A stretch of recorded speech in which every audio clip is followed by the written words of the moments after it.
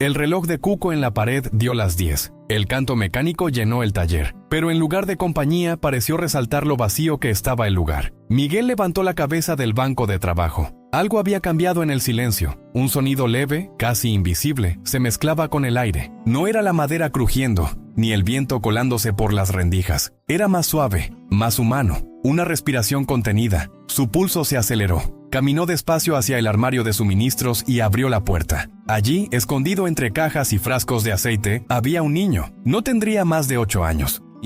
Sus ojos enormes lo miraban con un miedo desesperado. En su mano sujetaba con fuerza una vieja llave de bronce. Miguel se quedó helado. Era relojero. No sabía qué hacer con un niño asustado en su taller. Toda su vida estaba hecha de rutina, precisión y lógica. La gente le traía relojes rotos y él los arreglaba. Cada engranaje tenía su lugar. Cada cosa una respuesta clara. Pero aquello no encajaba en ninguna de sus categorías. El niño se presentó como Leo. No explicó cómo había entrado. Solo le rogó con un hilo de voz que no llamara a nadie. Dijo que los hombres de las sombras lo buscaban. La mente de Miguel gritaba una solución. Llamar a la policía. Era lo correcto, lo seguro. Pero entonces vio cómo le temblaba la mano y cómo apretaba esa llave como si fuera lo único que lo mantenía vivo. En ese instante, Miguel rompió con la lógica que había guiado toda su vida. Cerró el taller, apagó las luces y se llevó al niño a su apartamento de arriba. No lo sabía, pero ese fue el momento en que todo cambió. Los 2 días siguientes se convirtieron en una rutina extraña. Miguel inventaba excusas para no abrir el taller. Algo impensado para él,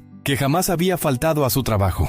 Leo, poco a poco, empezó a dejar de esconderse. No contaba su pasado ni hablaba de los hombres que lo perseguían, pero mostraba un talento insólito. Dibujaba con una exactitud sorprendente. Miguel le dio una caja de lápices y pronto las hojas se llenaron de relojes. No eran dibujos infantiles, sino esquemas técnicos, como si conociera cada engranaje. Eso ya era raro. Pero lo que más lo inquietó fueron los otros dibujos. Un roble con un columpio, un cobertizo rojo, un sendero junto a un arroyo. Eran lugares de la infancia de Miguel, sitios que no había vuelto a ver en 20 años. La tensión se volvió insoportable cuando golpearon a la puerta. 2 hombres con trajes baratos se presentaron como trabajadores sociales. Dijeron que buscaban a un niño, pero sus ojos eran demasiado fríos. No tenían nada de protectores, sino de cazadores. Miguel, con el corazón encogido, negó haber visto a nadie. Ellos lo miraron con sospecha y se fueron, dejando una amenaza flotando en el aire. Miguel entendió que ya no podía seguir esperando. Tenía que descubrir quién era Leo y por qué lo perseguían. Solo tenía 2 pistas, la llave de bronce que el niño nunca soltaba y los dibujos que señalaban la finca de sus abuelos. Esa casa estaba abandonada desde hacía años y ahora era propiedad de su hermana Inés. Esa noche le mostró a Leo una foto de la finca. El niño abrió los ojos como si reconociera algo. Señaló la casa y susurró: hogar. Entonces supo que debían ir. La finca estaba cubierta de maleza y polvo. El aire adentro olía a encierro y recuerdos. Leo recorría las habitaciones como si ya las conociera. Miguel sentía la presión de su propio pasado. Recordaba la distancia con su hermana, las tensiones en su familia, los silencios que nunca se explicaron. En la habitación que había sido de Miguel, Leo se detuvo. Señaló la alfombra vieja. Debajo, una tabla suelta escondía una caja de metal oxidada. Miguel usó la llave y la cerradura cedió. Dentro había documentos y un diario encuadernado en cuero. El diario era de su madre. Los documentos, papeles de adopción. Un niño adoptado, llamado Leo. Su hermano. Un hermano que, según le habían contado, había muerto de neumonía cuando Miguel tenía 6 años. Pero las páginas del diario decían otra cosa. Su madre escribía sobre un niño alegre y brillante, y también sobre el carácter violento de su padre. Hablaba de los celos de Inés, que veía al adoptado como una amenaza. La última entrada estaba fechada el día de la supuesta muerte. No hablaba de enfermedad.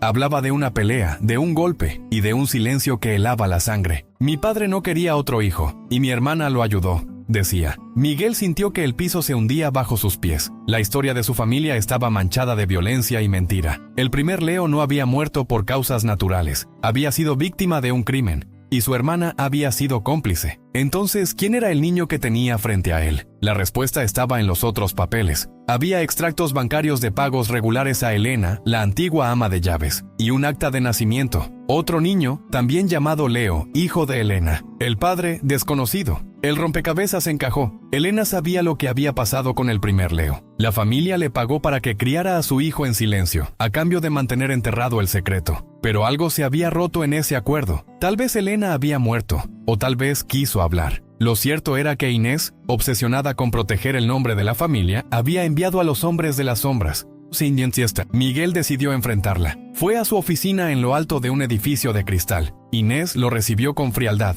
Él le mostró el diario de su madre. Ella perdió la compostura por un instante, pero enseguida recuperó su tono calculador. No negó nada, lo justificó todo. Dijo que había que proteger el apellido, que su madre fue débil, que la familia debía permanecer intocable. Hablaba como si discutiera un contrato, no la vida de un niño. Incluso le ofreció dinero para que guardara silencio. Miguel ya no era el mismo. Le mostró que había grabado toda la conversación y le dijo que el diario ya estaba en manos de un abogado, junto con una declaración jurada. Le exigió dos cosas: que creara un fideicomiso para asegurar el futuro del niño y que dejara de perseguirlo. Si no, todo saldría a la luz. Inés, derrotada, aceptó. Era su única salida. Miguel cortó todo lazo con ella. Ya no eran hermanos, sino dos desconocidos unidos por un secreto imposible de borrar. Tampoco se quedó con Leo. Sabía que no podía darle lo que necesitaba. Entre los papeles encontró la dirección de la abuela materna del niño, una mujer sencilla que vivía en una ciudad costera y que creía haber perdido a su hija y a su nieto para siempre. El reencuentro fue emotivo. Leo corrió a sus brazos. Miguel, desde la distancia, sintió dolor al despedirse, pero también paz. Había hecho lo correcto. Volvió a su taller. Los relojes lo esperaban, como siempre, pero él ya no era el mismo hombre. El tiempo ya no le parecía una máquina precisa e indiferente, sino algo frágil, lleno de recuerdos y segundas oportunidades. Un mes después recibió una carta. Dentro había un dibujo, un relojero en su banco de trabajo, y a su lado, un niño sonriente que le entregaba una llave de bronce. Debajo, una sola palabra: gracias. Miguel lo colgó junto al reloj de Cuco. Y por primera vez, el paso del tiempo no le pareció una condena, sino una promesa.